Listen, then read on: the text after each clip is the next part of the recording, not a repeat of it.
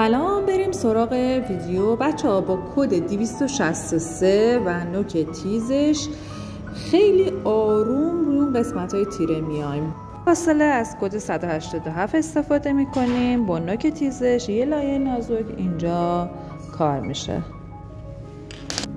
از کد 103 استفاده کرده. بچه ها دقت کنید که فشار دستتون توی مرحله زیاده تا رنگ های زیری با هم دیگه مخلوط بشن.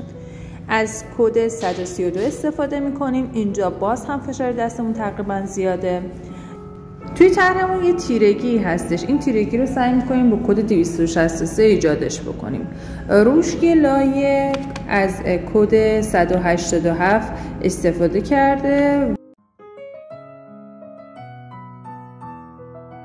دقت کنید که بچه‌ها ما چندین مرحله باید رنگ اضافه بکنیم تا به اون توناژی که داخل طرحمون هستش طرحمون برسه.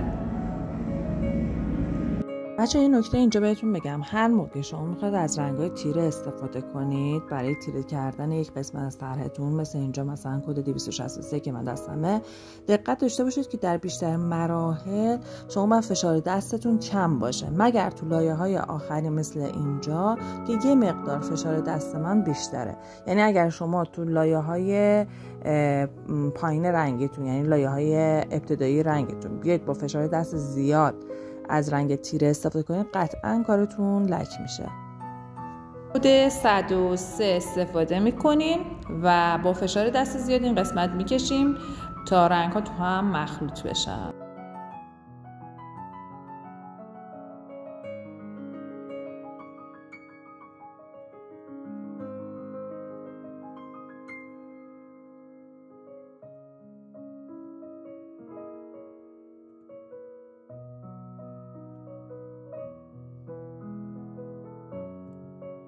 خب بچه ها توی این قسمت میرسیم به موها.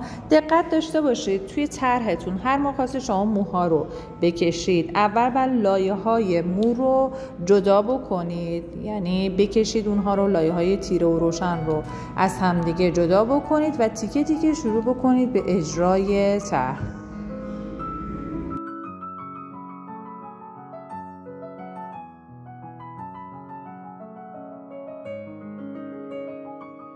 کد 274 استفاده میکنم و چون اینجا یه مقدار روشن هستش با کد 274 روی این قسمت میکشم. فشار دستم متوسطه.